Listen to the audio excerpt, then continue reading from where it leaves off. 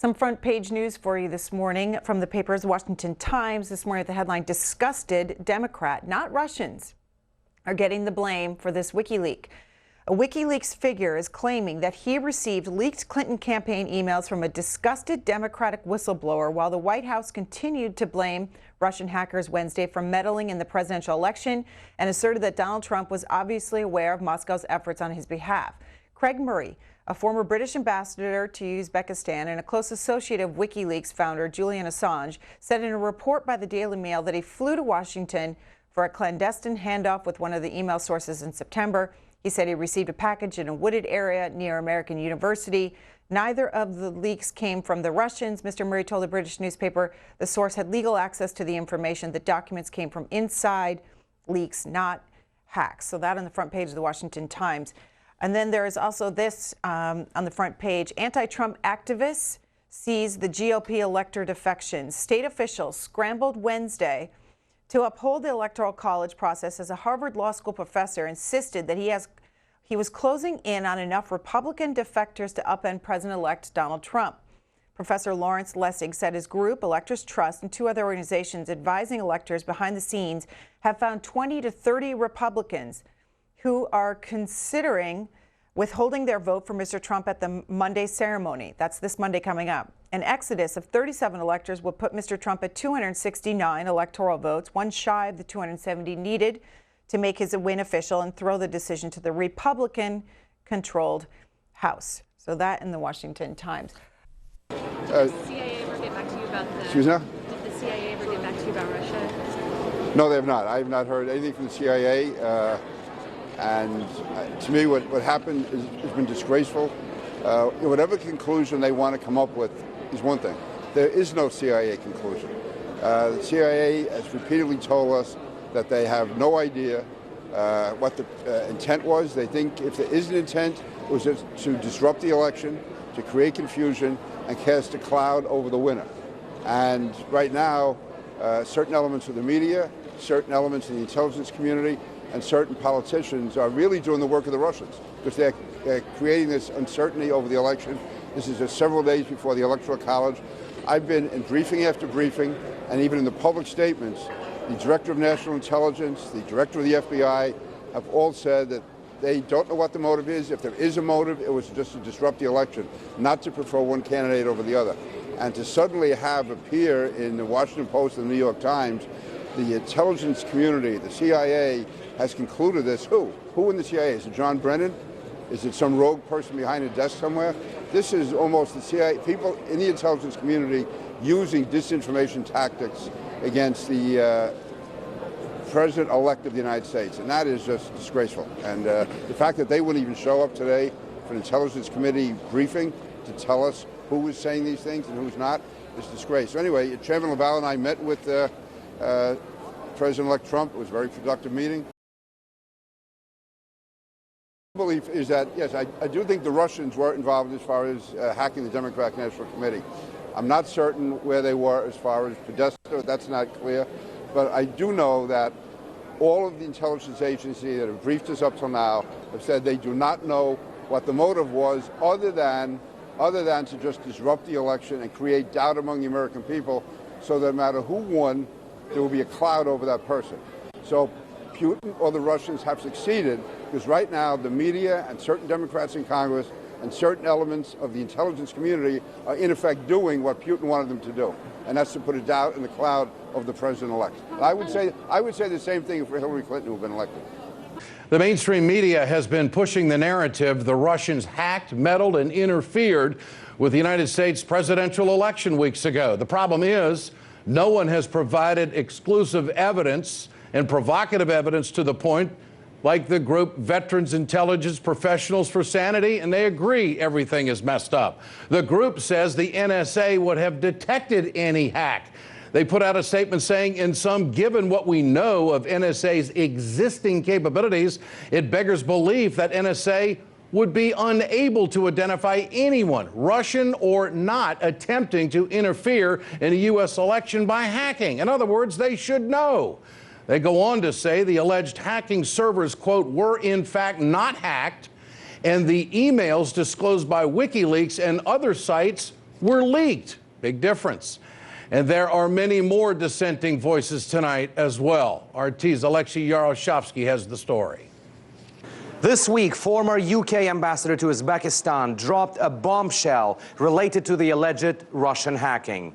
We know for certain from WikiLeaks that the source of the email material on the DNC and on Clinton was not Russian, and it was not a Russian government source or Russian government proxy. So, they could never ever hope to prove something that isn't true. Many commentators raised questions about Murray's past record, stressing he was sacked from his ambassadorial post, even though he has always been saying this happened because he criticized Uzbekistan's president for human rights violations. But there's one undeniable factor here. Murray is a very close friend of Julian Assange, founder and boss of WikiLeaks. It's also undeniable that mainstream media never mentioned Murray's revelations. Instead, this happened. Vladimir Putin was personally involved in the Russian attempt to disrupt the U.S. election. A high-level intelligence official tells NBC News Putin's role was directing the use of the hacked material. Intelligence sources tell us that this type of operation could not have happened without Vladimir Putin's blessing. Blessing, ladies and gentlemen. The blessing part could have been my personal favorite if this bit wasn't written on the NBC News online piece. A former CIA official who worked on Russia told NBC News that it's not clear the U.S. can embarrass Putin, given that many Russians are already familiar with allegations he has grown rich through corruption and has ordered killings of political adversaries.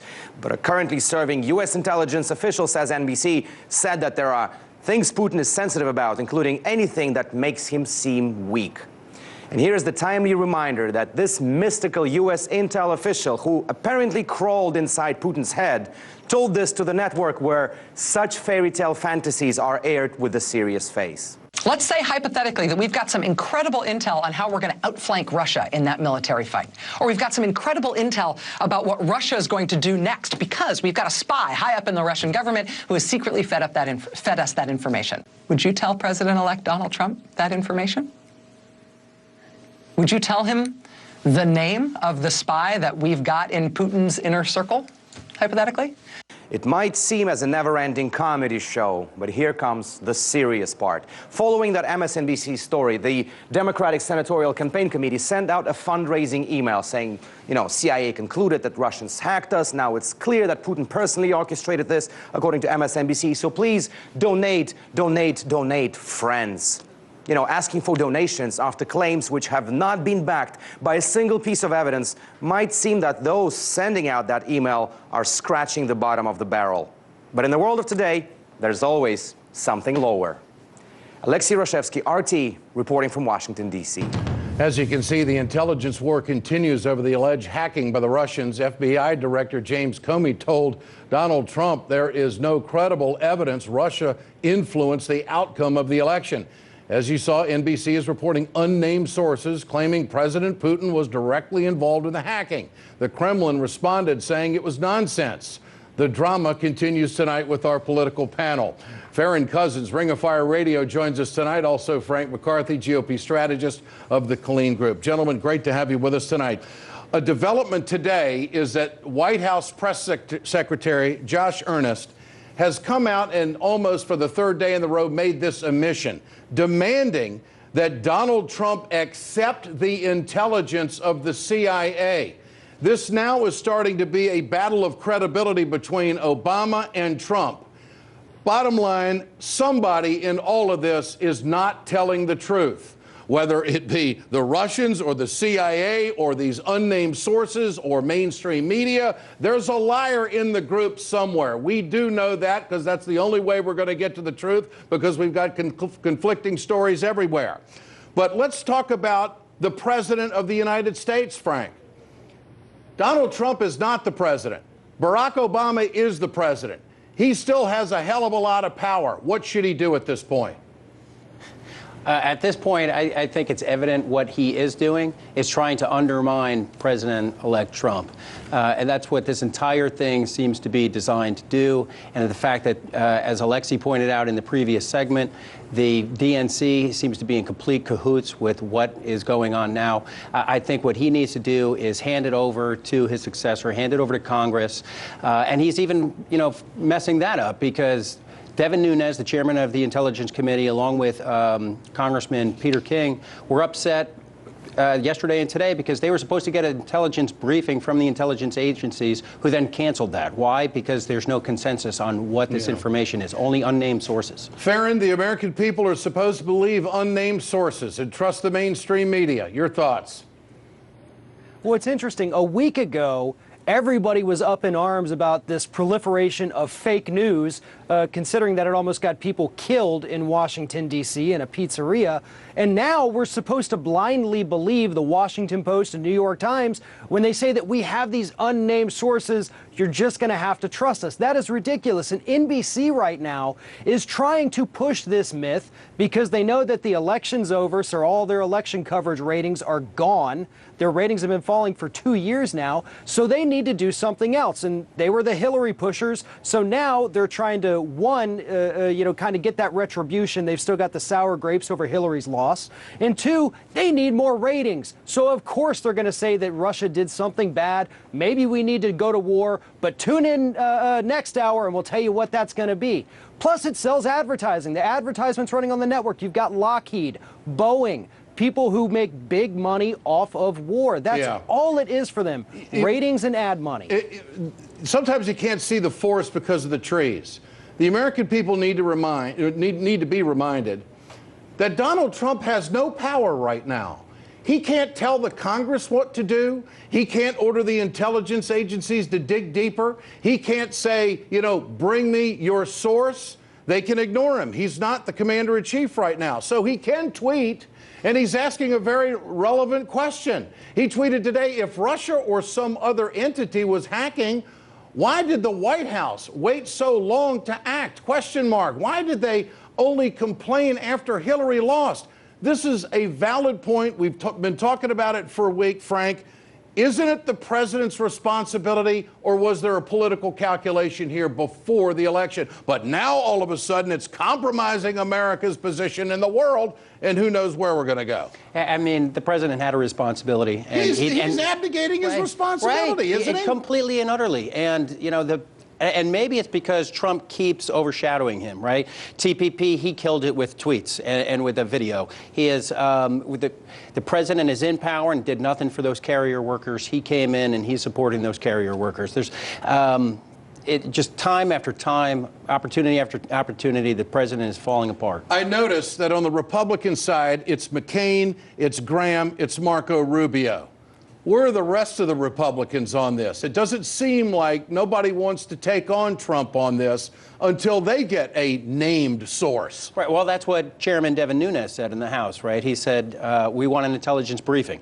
And they put one together, and then it was canceled because the FBI, CIA, and NSA can't all see eye to eye on. Farron, they're so far away from the truth right now, they can't even give us a screwball. Remember that back in the Iraq War? Some guy was having dinner with somebody in Germany and called Screwball. At least they had a name for somebody back then. They don't have any name for anybody now. It's just, well, it's the Russians. Hey, look, we report sources, all right? And there is no source here. This is on Barack Obama's desk right now. He's the one that has to do something about it. And he is doing something about it. He's sending his White House spokesperson out there every day to beat up Donald Trump. Does Trump deserve this? Well, I've never been a fan of Donald Trump, but actually in this particular instance, when he immediately tweeted out, we're supposed to trust this CIA, the same guys who told us that Iraq was stockpiling aluminum tubes and yellow cake uranium. He's got a valid point there. This is the agency that lied us into Iraq at the behest of the Bush administration. And to be honest, I don't think that President Obama himself is buying into this right now either. Yeah. Otherwise, just like George W. Bush, he would be out there telling us that something happened, we are dealing with it, you have to trust us. But he's not doing that because honestly, I don't think that even he believes it at this point. And, you know, if they really want to look at interference and hacking and screwing with elections, I think they would be looking at the fact that there have been 10 hacks from the Department of Homeland Security into the state of Georgia's voter database that Department of Homeland Security has said were not authorized. Why aren't we looking at that instead of fighting this phony boogeyman that the CIA is trying to create for us? Well, and there is one more profound point I want to make here. Actually, we do have a source tonight. His name is James Comey. He is the FBI director who has gone on record telling Donald Trump there's not credible evidence.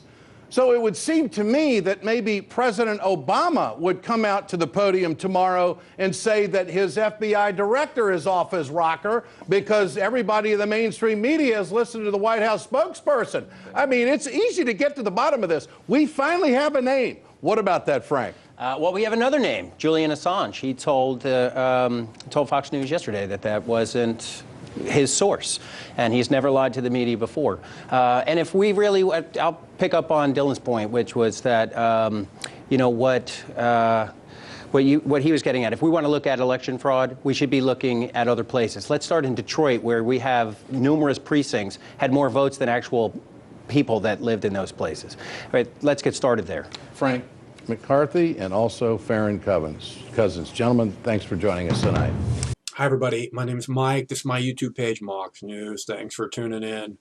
Okay, so I just really wanted to point this out. I've looked at like 14 hours of mainstream media news, and I can't seem to find anything about this front page Washington Times news story, which says that the leaks from the DNC came from a disgruntled employee who couldn't believe how incredibly biased they were being towards Hillary Clinton. To WikiLeaks. You know, it seems like pretty easy. That's pretty easy to believe. That's according to WikiLeaks. That's what they're saying. That's what their source is. And nobody has presented any evidence that the Russians did anything. And meanwhile, you know, looking through today's 14 hours of mainstream media news, what I did see over and over again is Obama vows retaliation against the Russians for the DNC hacking. Okay? Over and over again, nothing about this Washington Times story that says it was a whistleblower inside the DNC who leaked the emails. Nothing. I can't find anything about that. And meanwhile, I mean, I didn't look on the Fox. I'll go look on the Fox now. They probably will have something because I'm pretty sure Washington Times is a Murdoch outlet. So I'll go look there. It's entirely possible. But and you have to ask yourself then, why would Obama and the whole, status quo, we like things the way they are. We want to go to war where we want to go to war. We don't want anybody coming in and thinking they're going to be the boss of us in the CIA or the, NSA or wherever else.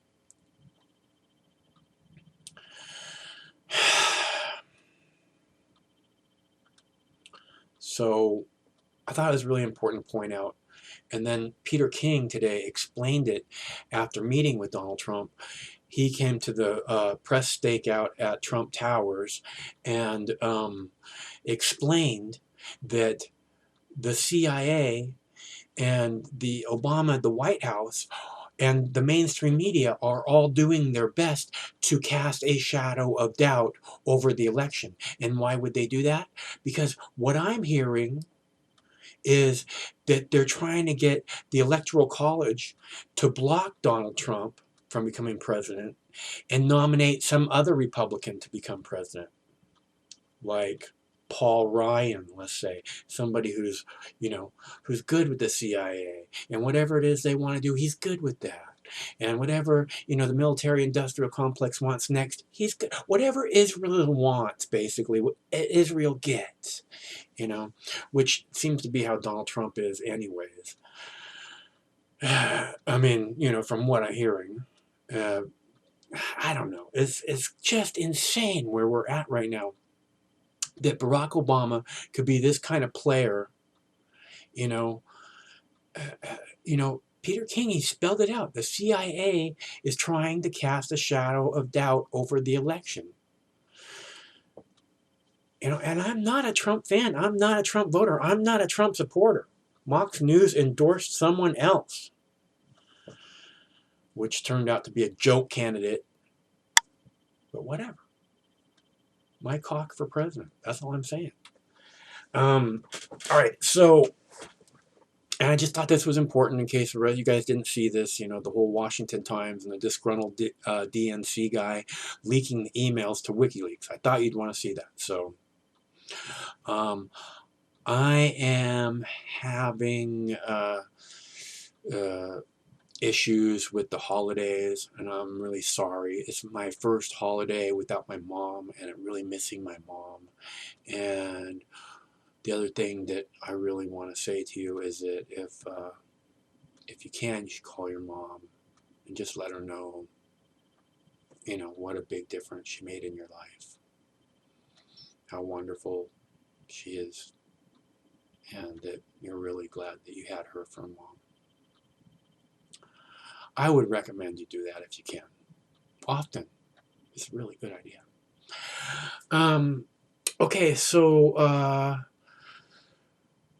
haven't been getting a whole lot of donations lately. I know that it's everybody's money is tight, and then it's the Christmas season on top of it, and Obama just made Christmas cost more for everyone because he cares about the people, the little people, so much. But I'm not getting any donations. Trickle here and there. If anybody wants to put something in my bowl, it's very easy to do. There's a clickable link in the text body of this video, or you can go to moxnews.com and it says donate now.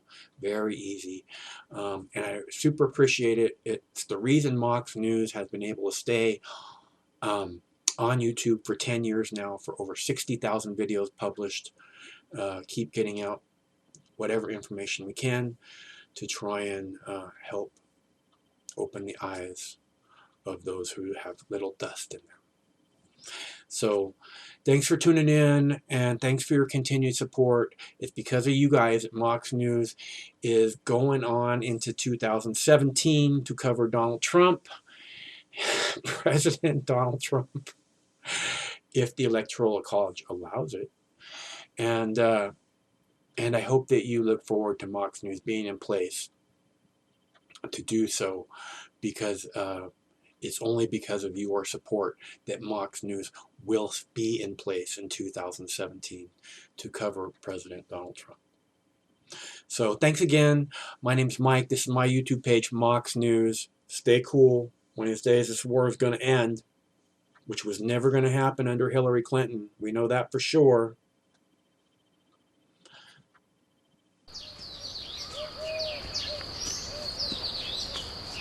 Compassion stirred the Buddha to send his monks out into the community.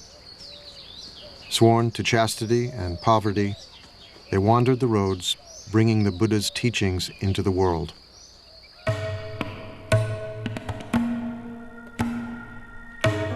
Go forth, monks, for the happiness of the many, out of compassion for the world.